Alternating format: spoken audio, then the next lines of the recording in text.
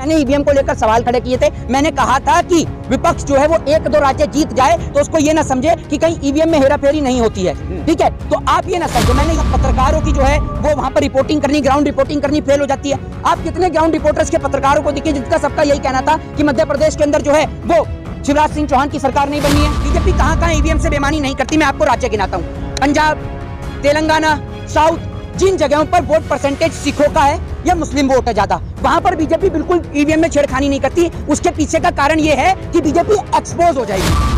लाखों लोग तो ग्राउंड में इंडिया का सेमीफाइनल का मैच भी देख रहे थे, तब तो इंडिया नहीं हारी। नवाज शरीफ से मिलने के लिए तो लाखों लोग जाते हैं, तब भी नवाज शरीफ नहीं गया। तो लेकिन जैसे मोदी जी गले मिले, नवाज शरीफ तय बोल गया। डोनाल्ड ट्रंप के गले मिले तो डोनाल्ड ट्रंप तय बोल गया, बेचारा जेल भी चला गया डोनाल्ड ट्रंप। तो जैसे आपने ईडी सीबीआई के डर से मोदी जी का जूता चाटना शुरू कर दिया है, उनकी गुलामी करनी शुरू कर दी, दूसरे को भी अपने जैसा समझते हैं। दूसरा भी हर कोई आपकी तरह थोड़ी है कि हर कोई आपकी तरह बन जाएगा।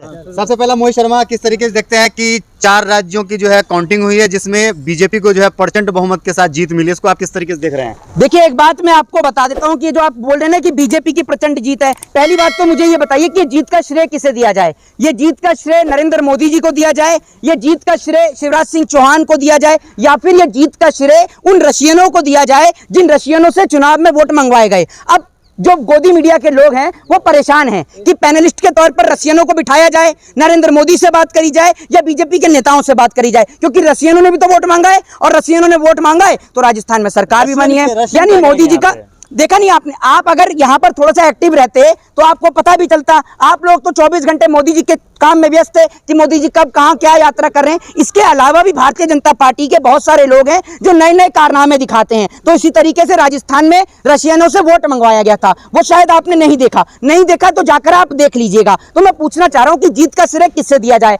फिर दूसरी बात यह है कि ये जीत हकीकत की है भी या नहीं है। पहले बात तो मुझे ये बताइए कि जहां जिस मध्य प्रदेश में मुख्यमंत्री शिवराज सिंह चौहान का 2 लिस्टों में नाम भी नहीं था, आप सोच कर देखिए, उसके बाद में मुख्यमंत्री शिवराज सिंह चौहान का नाम आता है जहां उनका कोई जिक्र भी नहीं।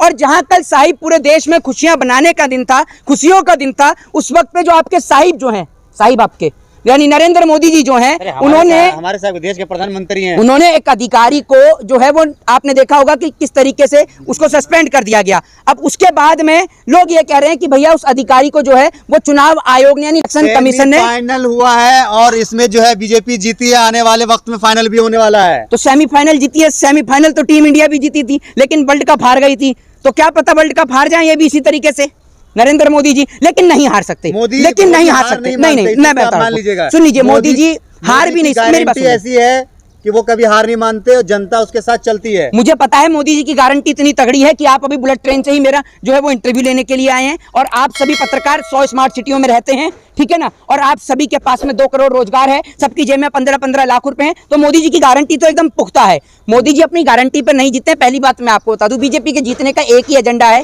पहला हिंदू और मुसलमान, दूसरा एजेंडा जो है वो बीजेपी का वो ये रहा है कि ईवीएम की बदौलत वोट मिला है, सिर्फ ईवीएम से। अब लोग कहेंगे सुन आ गए ईवीएम कर रोना रोने आ गए। अब लोग तो परेशान थे, अब परेशान थे लोग कि भैया हम ना तो कांग्रेस की जीत से ना बीजेपी की जीत से, ना तो हमें किसी से खुशी होती है ना हमें किसी से दुख होता है, लोग कुछ भी करें। लेकिन मैं ईवीएम की जो आपसे बात कर रहा हूँ, ये जीत की बात मैंने ईवीएम को लेकर कर्नाटक में जब कांग्रेस की सरकार बनी और पश्चिम बंगाल में ममता बनर्जी की सरकार बनी, तो उस दिन भी मैंने ईवीएम को लेकर सवाल खड़े किए थे। मैंने कहा था कि विपक्ष जो है वो 1-2 राज्य जीत जाए तो उसको ये ना समझे कि कहीं ईवीएम में हेराफेरी नहीं होती है, ठीक है। तो आप ये ना समझे, मैंने ये भी कही थी। हिंदू जग गए हैं, अब नहीं सोने वाले हैं 24 तक।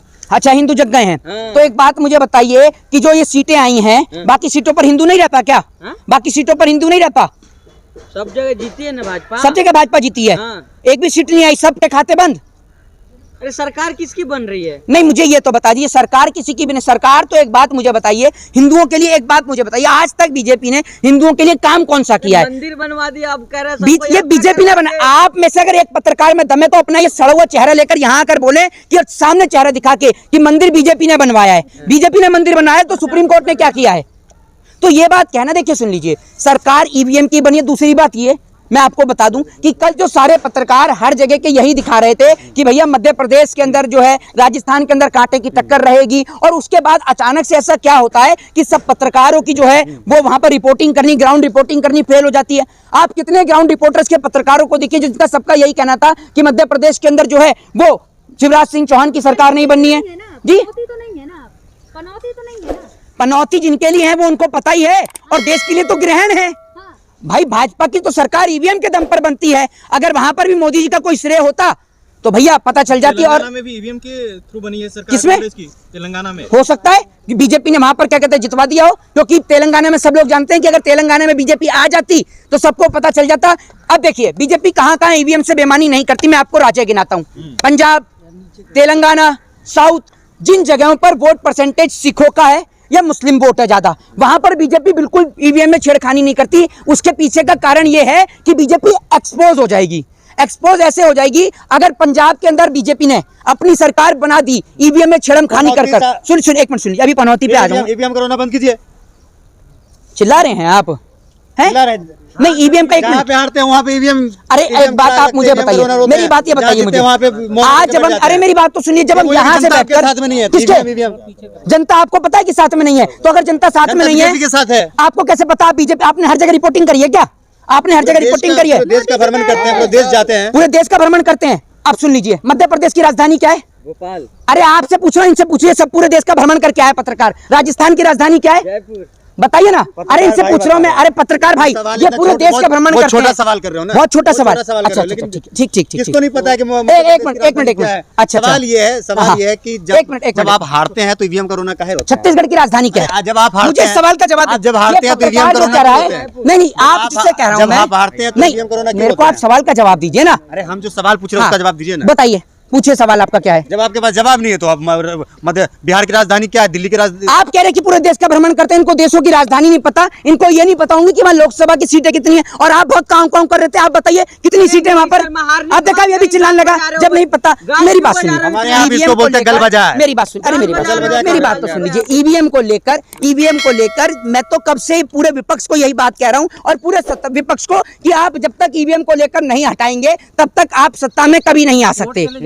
हाँ जी भैया, कोर्ट आप चले जाइए। यहाँ जिस देश में अधिकारियों को निलंबित कर दिया जा रहा है, अधिकारी ने, आपने देखा होगा तेलंगाना के अंदर कांग्रेस के एक विधायक को गुलदस्ता थमा दिया। उस आप अधिकारी को सोचिए कि चुनाव आयोग ने सस्पेंड कर दिया। चुनाव आयोग ने सस्पेंड नहीं करा, उसको आपके साहिब ने सस्पेंड करा है, क्योंकि चुनाव आयोग के तो सिर्फ साइन थे, ट्रिगर पे उंगली किसी और की ही थी, जिसके द्वारा उसको निलंबित किया गया अधिकारी को। मैं पूछना चाहता हूँ चुनाव आयोग से, इलेक्शन कमीशन से पूछना चाहता हूं कि बाकी जगह कोई चुनाव में कुछ गड़बड़ी नहीं हुई, बाकी राज्यों में कोई दिक्कत नहीं है। जहां बीजेपी हार रही थी वहीं पे आपने अधिकारियों को भी हटाने का काम किया है, उनको सस्पेंड करने का काम किया है। तो इन सवालों का भी आप जवाब दीजिए।